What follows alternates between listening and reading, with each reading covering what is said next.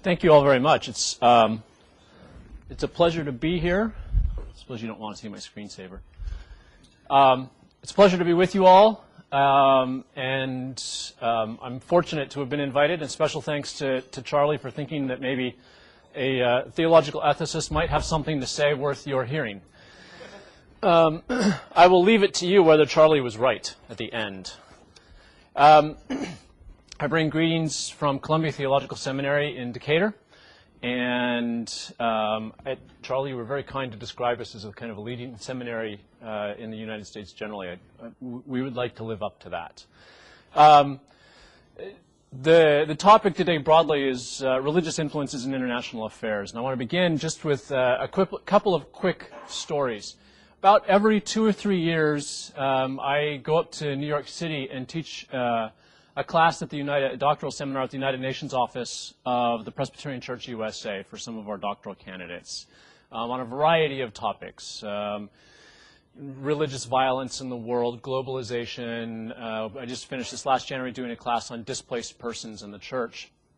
And even in the kind of 8 or so years that I've been doing this, paying attention to what's going on at the UN, I've recognized kind of an increasing number of church and parachurch organizations working as NGOs toward the UN with an interest in lobbying, in being information providers for the UN and its work.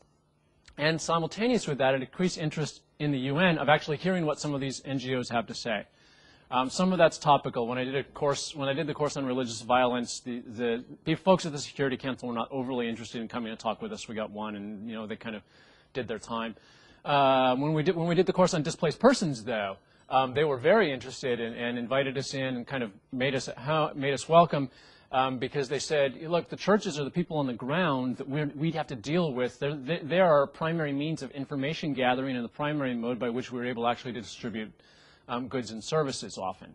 So we're very interested in what's going on. And so I've seen that change. The change isn't only coming from the international community, UN just being one example of that. It's also coming from the churches. I don't know how many of you know the name, and I need to look this up, Jan Crouch. She is, with her husband, I think, kind of the director of Trinity Broadcast Network. The Christian broadcasting system tends toward kind of very conservative. She's the woman who has kind of whitish, pinkish hair that you show if you're flipping by. That's her. I was walking out of the UN one day in January, and I turned the corner, and she was giving some type of lecture thing to a camera with the UN in the background. And I thought, I mean, this is kind of more toward the fundamentalist side of the church. This is a group of people that never would have wanted to have anything to do with the UN 10, 15 years ago. And now she wants to have it in the background as she talks about kind of her own sense of global outreach. And she does something with working with, I guess, orphans in 2/3 world countries. So it's not only that the institutions of international affairs are paying more attention to religion, it's also that religious groups are paying more attention to international affairs, including groups you wouldn't necessarily have thought would have been especially interested in it. It's after 9/11, it's just hard to ignore, right? That religion has a formative shape on how we think about international affairs. There's a fair number of folks who you've seen, in fact, just in a table conversation, briefly Baxter and I were talking about kind of increased attention to religion on the part of folks engaged in international affairs, often other religions, right? We have learned more about the difference between Shia and Sunni in the past 6 or 7 years, 8 years, than most of us ever knew before. But that's not the only direction it's coming from. And this is where I want to start my talk, really. In the September-October 2006 issue of Foreign Affairs, some of you may, I imagine most of you probably see this, Walter Russell Mead wrote an article called God's Country, ? On religion and U.S. foreign policy. And I want to start talking about what Mead said there and do some analysis of Mead's thought and then kind of move forward from it. So a couple things to know about Mead, some of which I assume that most of you know. He's the Henry Kissinger Senior Fellow for U.S. Foreign Policy at the Council on Foreign Relations, and one of the kind of country's leading students of American foreign policy. He teaches sometimes at Bard College. In 2001, he published a book called Special Providence, American Foreign Policy and How It Changed the World, which won the Lionel Gelber Award for the best book in English on international relations in 2002. And the Italian translation, interestingly enough, won the Primero Acqui Storia Award for the most important book in history published. There's one other bit, some of you probably may have already known all that about Walter Russell Mead. The thing you may not know about him is his father's an Episcopal priest. So he's kind of grew up with a certain religious sensibility that he's going to be paying attention to some things maybe that others haven't as much. And at the very beginning of his essay from Foreign Affairs, he begins with this quote: "Religion has always been a major force in U.S. politics, policy, identity, and culture. Religion shapes the nation's character, helps form Americans' ideas about the world, and influences the ways Americans respond to events beyond their borders. Religion explains both Americans' sense of themselves as a chosen people and their belief that they have a duty to spread their values throughout the world." That's from the very first sentences of his article in Foreign Affairs. So he gets the impact of religion on culture, which is going to have an impact on international affairs as well as domestic affairs, and wants to pay attention to them. And this is a helpful thing. Domestically, some of us in churches have been kind of saying, hey, pay attention to the way the church has shaped important domestic policies like the movement toward abolition or toward the civil rights movement. Of course, churches also shaped opposition to abolition and opposition to the civil rights movement. We don't have a spotless record, but we do have a record. And on international affairs as well, you can trace back, for instance, to the degree to which the notion of manifest destiny, which comes kind of out of a Puritan sensibility, continued to shape American policy towards its neighbors on the continent that grew less numerous as it started to buy lands from them or take lands from them, as well as what happened as it reached the coasts and spread outward even into other parts of the world. Or you can take, for instance, the impact of somebody like Reinhold Niebuhr, American ethicist writing at really the first half of the 20th century, whose ideas, whose theological anthropology, the way he thought about what people are like and what institutions and groups of people are like, would have a substantive impact on American foreign policy during the Cold War. In fact, George Kennan once described Reinhold Niebuhr as the father of us all for Niebuhr's understandings of a theologically based realism. Or even a little bit later than Niebuhr, Paul Ramsey, a Methodist writing at Princeton University, more than anybody else, I would say, reinvigorated notions of a just war theory kind of during the Vietnam War, at a point when just war theory was very much suspect. So religious thinkers, religious groups have had an important impact around the world, and it's important to notice that. And so that's what Mead does. Mead's argument, and I'm going to stand out here a little way so I can keep flashing through some things. Mead's argument, a couple of background points to make. First is Mead recognizes that religious pluralism, which we now have in the United States. In fact, Diana Eck in 2001 came out with a book. She's a Harvard professor, came out with a book that said, "America is the most religiously pluralistic country that has ever existed." Mead recognizes that pluralism, but he also recognizes that pluralism doesn't mean that all the religious voices have equal power. That is to say, in attention to different religious voices, whether Greek Orthodox or anything else, some voices rise to the surface, get more attention than others, and Mead recognizes that, which is an important bit here for us. His argument is based on kind of a cultural political analysis. So he has at his disposal statistics on where Christians are in churches, where other religious groups are in churches, and he uses those to shape his arguments. He does that rather than focus either predominantly on history, and I think a historian would probably have some problems with Mead's arguments, or sociology of religion. How does religion and society actually interact with each other? He doesn't spend much time addressing that. One of the interesting bits of his argument is that for him, he wants to focus in on Protestantism for three reasons. He says, first, it has had the greatest formative impact among religious traditions in the U.S. Second, it remains the majority faith in the United States. Whether you can make that a single category, faith, as opposed to faiths, is an open question, I suppose, but it remains the majority faith. And other religious groups in the U.S. are significantly less influential right now. So in his argument about about the influence of religion on U.S. foreign policy, he wants to spend most of his time almost exclusively talking about Protestantism, not to the exclusion of good friends in Orthodox communities. But this is where he thinks all the energy is that we need to pay the most attention to. And he suggests that within Protestantism there are three basic strains, three tracks, if you will, of Protestantism. The first he calls fundamentalist. Fundamentalists, they have a high view of Scripture. Other people, he calls it a high view of Scripture. Other people might call it an inerrantist view of Scripture and want to distinguish that from a high view of Scripture. I think a lot of us that don't think of Scripture as inerrant still have a very strong view of the authority of Scripture. He suggests Protestantism historically and even in contemporary settings has a resistance to Roman Catholicism and to modernity in general. And as a result of their resistance to these kind of Roman Catholicism and modernity, the fundamentalist emphasis on engagement with the world tends towards separatism, to set-apartness, a not-engagedness, if you will, rather than a continual engagement with others. The second group is the liberal group. This group focuses on the ethical teachings of Jesus, for instance, rather than on Christian doctrines.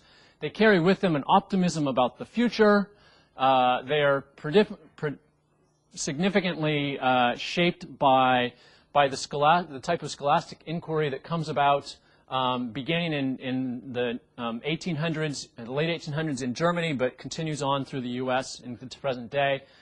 And he suggests that this liberal group has been the dominant strain of Protestantism that has been shaping U.S. international relations. Remember, I talked about Reinhold Niebuhr and Paul Ramsey. He'd put them both here. Until about 1980, at which point things get thrown up into the air a little bit by this third strain, which he calls Evangelicalism.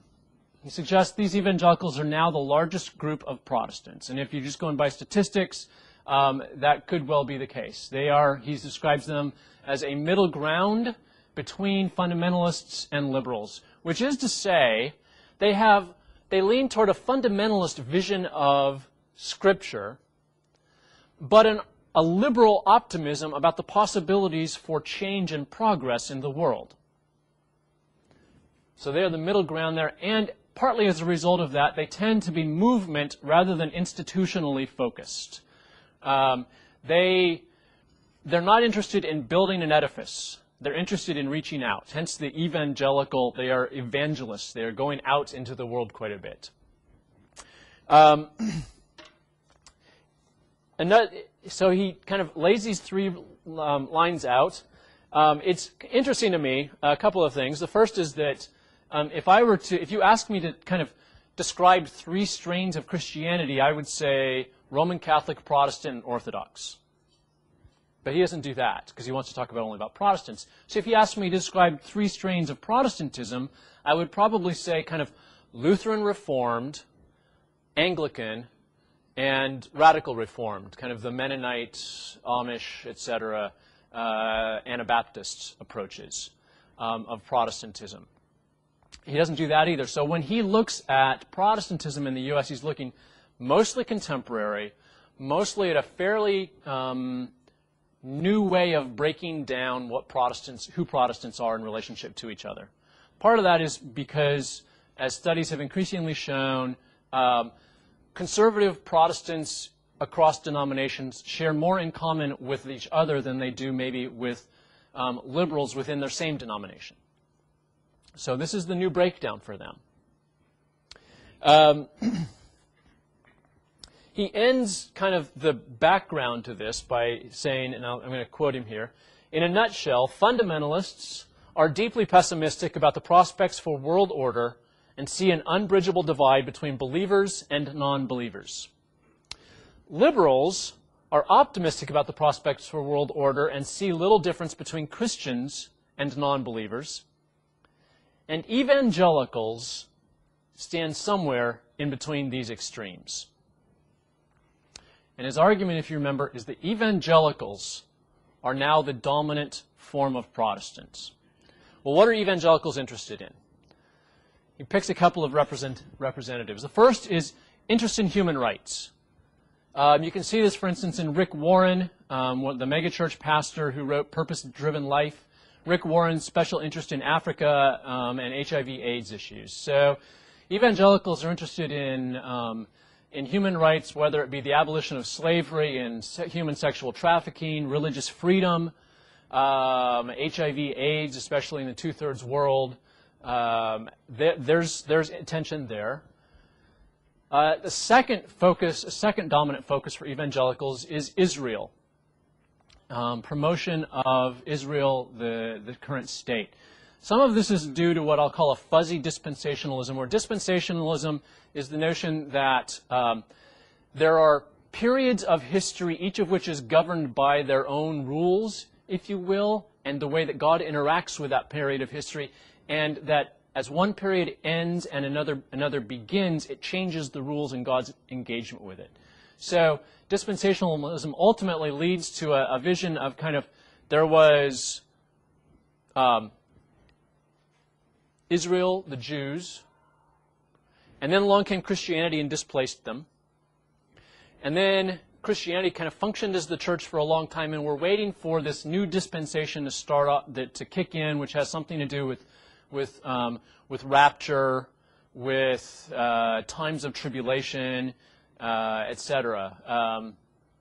Evangelicals read Tim LaHaye and Jerry Jenkins' Left Behind series, but they don't necessarily buy into it with kind of the rigidity that a fundamentalist will. But they are attracted to that dispensational notion. Another reason they tend to pay attention to Israel is that their view of Scripture, if you read through Scripture, you can't avoid God's continued engagement with a chosen people, who is Israel in Scripture. In fact, it's so much so that they can't make sense of how to think about Jews apart from recognizing God's everlasting covenants with them, shaped in what we would call the Old Testament, and reinforced in parts of the New Testament in, say, the book of Romans, as Paul talks about them. And finally, they carry this high view of Israel because of a certain apocalyptic worldview that suggests when this new dispensation happens, things are going to change, and a lot of that apocalyptic language connects in their reading of Scripture to events happening in Israel. The restoration of the state, the expansion of the state to its Davidic limits, etc. So there's a lot of interest in Israel among evangelicals, which also interestingly has led them to a lot of interreligious conversations that they didn't used to have with Jewish groups in the U.S. Evangelicals and Jews used not to talk to each other very much, but this is no longer the case. Increasingly, evangelicals are focused on climate change. The What Would Jesus Drive movement, maybe you've heard about that. And this is a divisive topic within even the National Association of Evangelicals, where some evangelicals say this is not our business, and we don't have the data yet about why climate is changing and how much it's changing, and others say, look, it's clearly changing. We think we have enough data at least to say we need to be responsible about how we engage the world.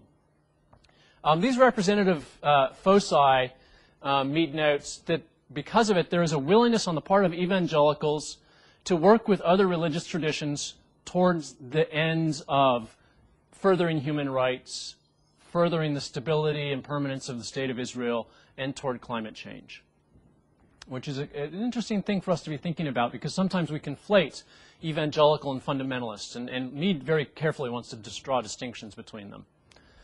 Mead's conclusion as a result of this is that evangelicals are likely to focus more on U.S. exceptionalism than liberals would like, and And they're likely to care more about the morality of U.S. foreign policy than most realists prefer. So Michael Gerson, the former speechwriter for George W. Bush, was very interested in the morality of U.S. foreign policy, particularly with regard to Africa and HIV/AIDS in Africa. And most folks say he had an important voice in kind of shaping the current administration's policies and engagement with Africa and expanding care for those types of groups. But evangelical policy is here to stay for the foreseeable future, and those concerned about U.S. foreign policy would do well to reach out. As more evangelical leaders acquire first-hand experience in foreign policy, they are likely to provide something now sadly lacking in the world of U.S. foreign policy: a trusted group of experts, well-versed in the nuances and dilemmas of the international situation, who are able to persuade large numbers of Americans to support the complex and counterintuitive policies that are sometimes necessary in this wicked and frustrating, or, dare I say it, fallen world. I gave you the first sentence, I give you the last sentence. You can connect the two and see kind of basically what Mead is doing here.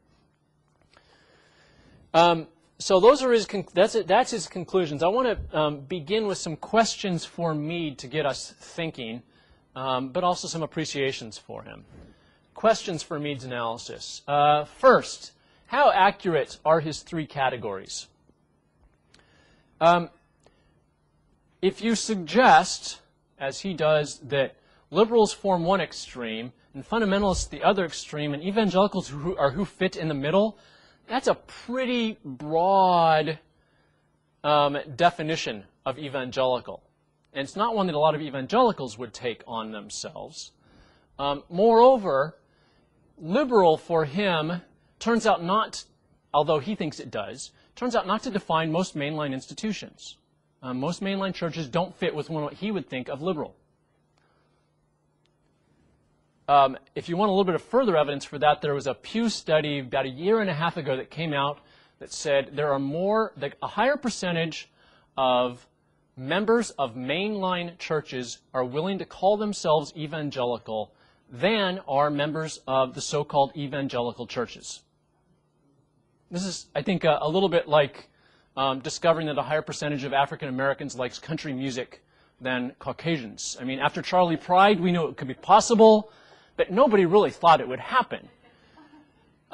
It turns out that members of evangelical churches don't refer to themselves as evangelical. They refer to themselves more likely as born again or Bible believing than evangelical. So when you start to throw around this language of evangelical, especially if you give kind of a definition that is so broad as to be, it's what liberals and fundamentalists aren't, then you're going to get a really broad range of who counts as evangelical.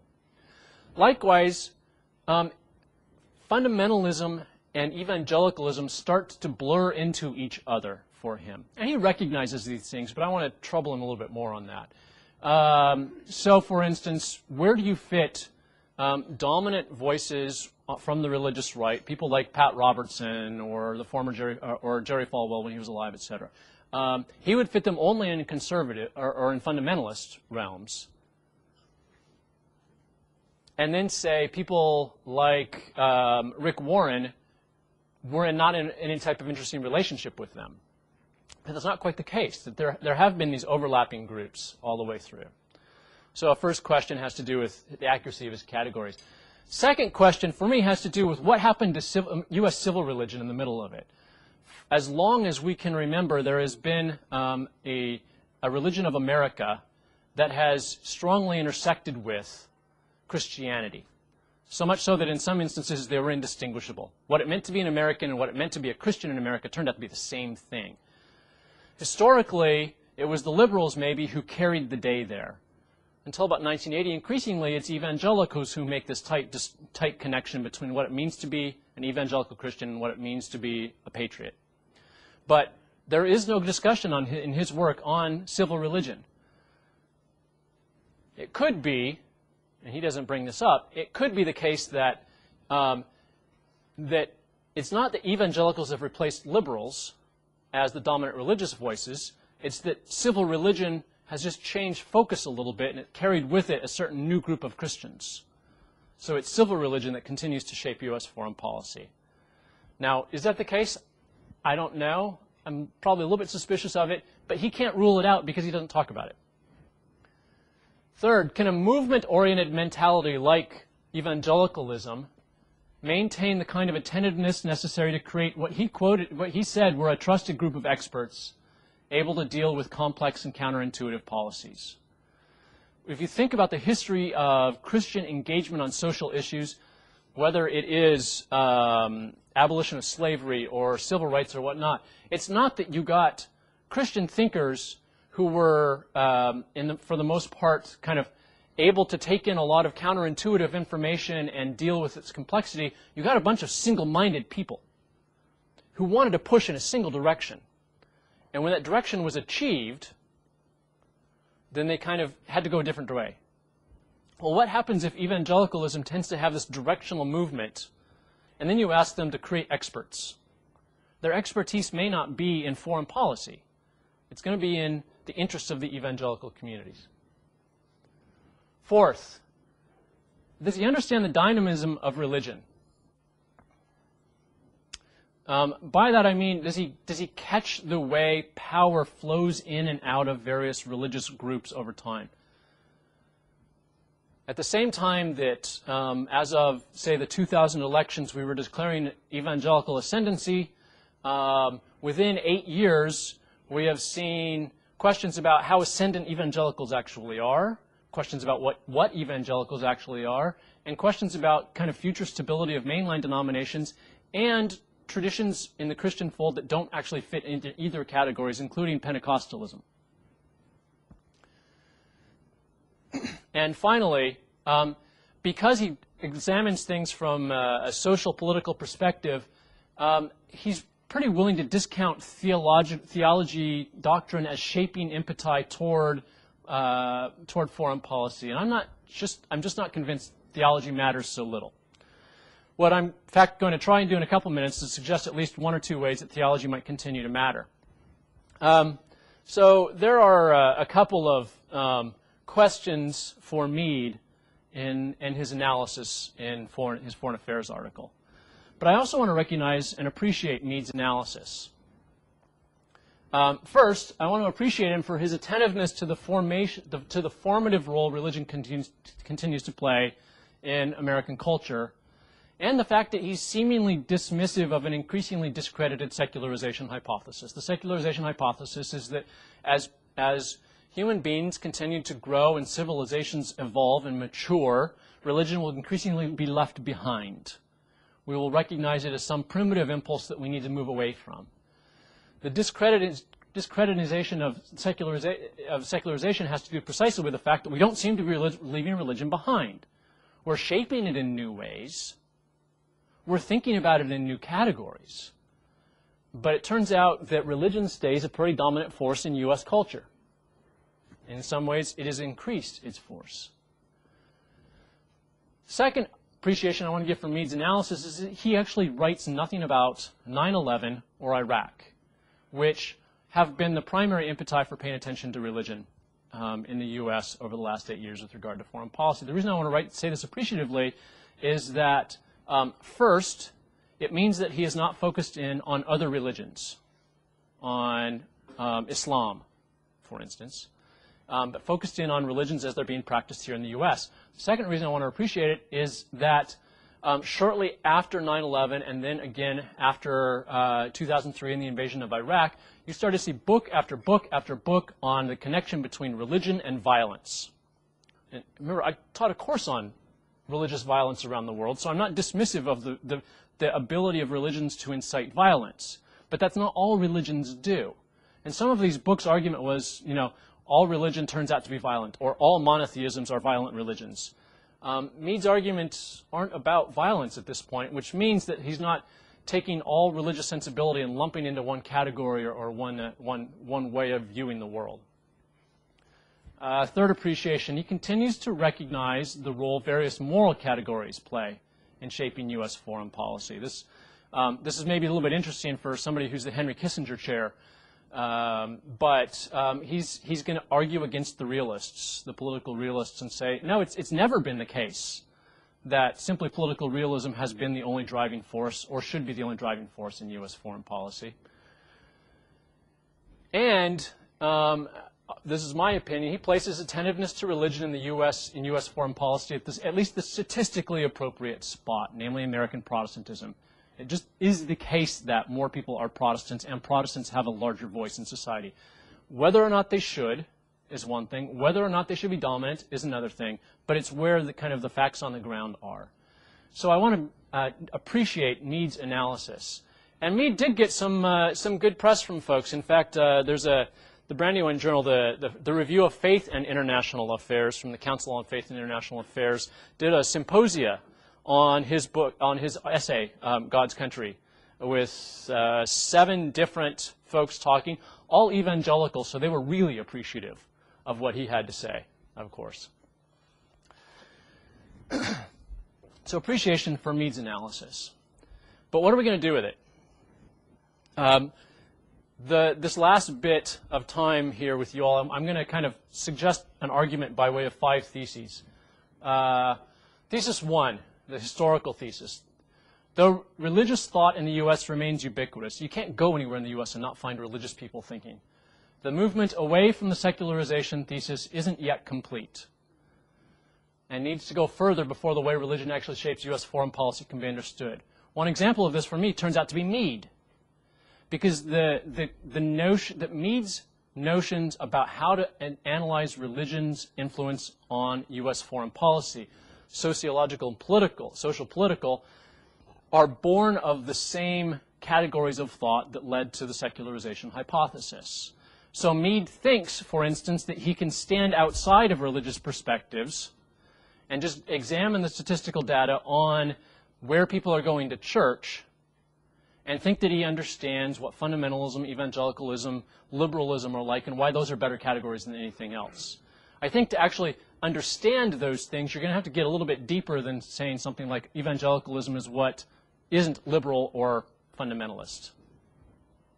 So there's the first thesis. The second thesis, the focus on pluralism in the United States, on religious pluralism, misses the trees for the forest. Pluralism is just the sign of the growing significance of particularity in shaping cultural attitudes. What do I mean by that? I mean that in the face of many religions and many communions within Christianity or even within Protestantism, it's not simply that there's lots. It's that those people who are members of those various categories increasingly want themselves to be defined by their categories.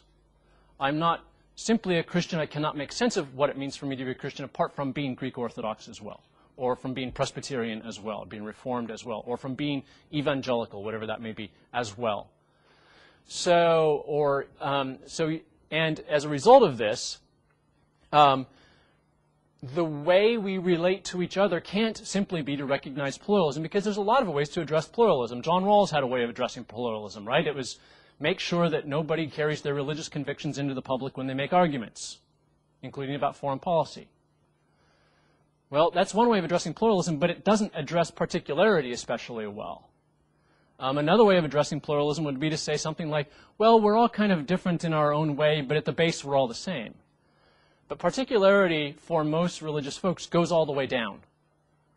It's not that I am kind of a God-fearer who then happens to be Christian. It's that I am a Christian. And that makes me different from even Muslims and Jews who are also God-fearers. So, second thesis is that we have to pay attention to the particularity of the religious traditions, not just to their plurality. The third thesis, the theological thesis, is that the voices of particularity are more likely to be understood when one understands religions as both a cultural artifact, that's what Mead was doing, right? And as systems of thought and action, which is to say you can examine them both from the outside to learn something, but to understand them better you have to kind of get inside of them and try and think like they do, which means you sometimes have to think through theology and think about how their doctrines do in fact shape their opinions. You can't make sense of evangelical or fundamentalist interest in Israel unless you understand their notions about Scripture and about a kind of a theology of the end times. So the more sense you can make of it, the more you can kind of think inside their doctrines, the better able you are to understand the way they want to shape policy. Thesis 4, my pragmatic thesis, the more power that particular religious groups have in shaping U.S. foreign policy, and this is kind of historically verified, I think, the greater the likelihood that their own ideological goals will be chastened by the complexity of the world in which those policies are enacted. That is to say, the world's a mighty complex place. And as long as you don't have any power to engage it and have some formative influence in it, you can keep your ideology pretty firm. But the more power you have and the more formative capacity you have to do things in the world, the more the world can push back against you, and you start to have to kind of make adjustments. As a result, when you see religious groups come to the fore or come to power, you will increasingly see them recognize that they can't just maintain their ideology, that they either have to expand it, to be flexible with it, they have to rebel against that power, which usually leads to violence, or they have to get rid of their faith altogether. So the pragmatic thesis is that ultimately what we want to be paying attention to in those dominant groups is not necessarily just their ideology, but the way their ideology is changing as it confronts the possibilities of using that power to affect change. And then finally, the fifth thesis for us is that understanding religions in both their ubiquity in the U.S. and in their particularity is unlikely to resolve tensions either between religions or within them as they shape foreign policy. As such, closer attention to religion is likely to lead to a more chastened vision of the possibilities for U.S. foreign policy to affect helpful global change. To say that different, the more power evangelicals have, the more likely it is that they're going to recognize that they're not going to be able to pull off the great goals that they have set for themselves, whether that's eradicating poverty in 10 years or whether it is ending sex slave trade or anything else. That chastening is bound to happen, and it's going to have an impact on what we think about the way U.S. politics engages the foreign world. That's going to happen both because of complexity. It's also going to happen for religious reasons. I'm going to argue the theological reason that that what we aim at and what we get are seldom the same thing. And the history of U.S. foreign policy reveals that time and time again. Religious people actually can talk about why that might be, but to do it, they have to think theologically to pull it off. So anybody interested in what religious people are thinking about U.S. foreign policy, given that they have the capacity to shape it, want to pay attention to their own, to the internal theological claims that those groups have about the limits of their power as well as their possibilities. I'll end there. Charlie, what are we on? How are we on time? Time for a few questions. Back here. I'm just wondering, if you look at the concern of using religion as a manipulative force, I mean, for example, taking the teachings of Christ, interpreting them the way you want to interpret them, to use them for your own political or financial gain. And to me, that's what I see a lot is going on out there. Mm-hmm. And how we influence national policy. Right. Would you care to comment? Religion can be every bit as manipulatory as you suggest. In fact, it's probably more manipulatory. One of the real powers of religion is to take every other manipulatory system and undermine it, right? The family, the race, the ethnicity, the nationality. Religion has the ability to kind of get under all of those for the firm believer and manipulate in different ways. So religion has and always had and probably always will have that manipulatory capacity. What I wanted to suggest in those final theses is that that's not only the only capacity it has. Manipulation only works as long as you're in a closed system, and the world's a pretty open system. So what you get in the end is, as I say, kind of three choices. You get people who rebel against the system and kind of leave it. You get people who want to fight to maintain its closure and breed violence, or you get people who are willing to adjust what they've kind of, the system that they're to live in, that to continue to kind of make that system function. The upshot of that is that religion's manipulations will continue to be as powerful or more than you say, but they won't be the only issues that come out of religions, and religions also have within themselves the ability to kind of undermine that manipulatory ability. Yeah. Thanks. So interesting when we start bringing in religion and those effects. I'm wondering if Meads has addressed how each of his segments views loving behavior to themselves and others. Right. Number one. The second question is, has he given any of his own senses depending on not only what the percentage of people are that fall in various groups, including outside Protestantism, and what their level of influence is in the governmental process? Okay. The answer to the first question is yes. All Christians, regardless of category, think you got to do something about that whole love your neighbor thing.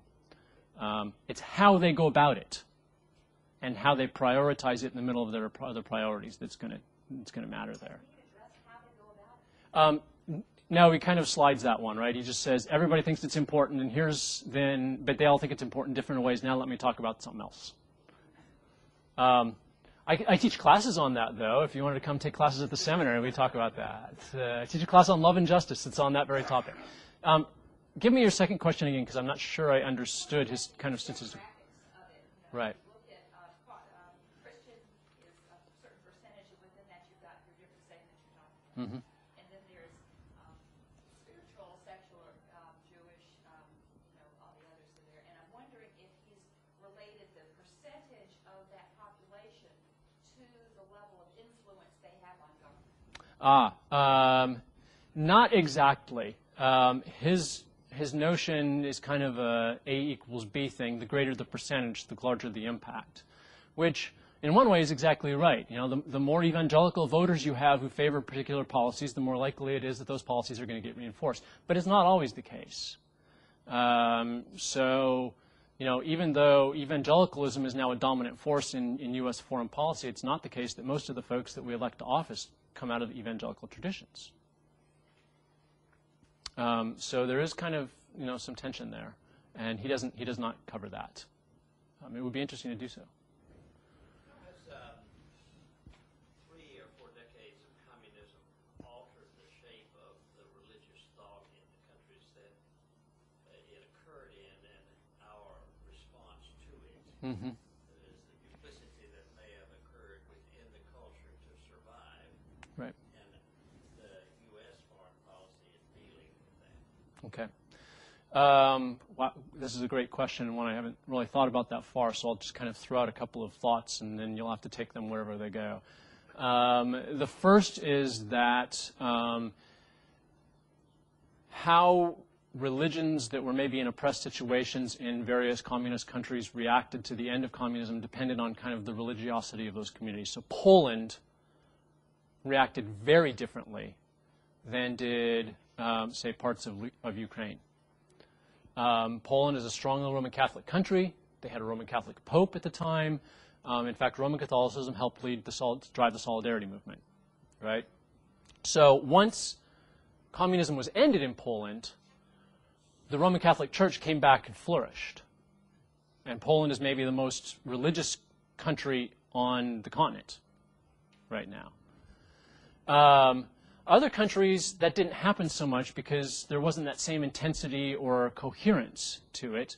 And one of the upshots of that is that you get a lot more outside religious groups coming in. We've seen this actually in Russia in recent days as the Russian government has started to arrest people who are doing more than just evangelizing, right? And limit who can and cannot evangelize. And you start to get outside groups shaping those things. The third thing that's happened is that, as has happened all over the world, Christianity's global center is moving south. It used to be Europe and North America. It's no longer that. That's no longer the case. Most Christians now live in Africa, in South America, and they're having and Asia, and they're having a formative capacity on kind of how people all over the world think about what it means to be a Christian, including in former communist countries. So those are kind of some loose thoughts, but I'm sure I haven't answered your question. I'm just not sure I can. Yeah. How would you contrast what you said today with the Western European view?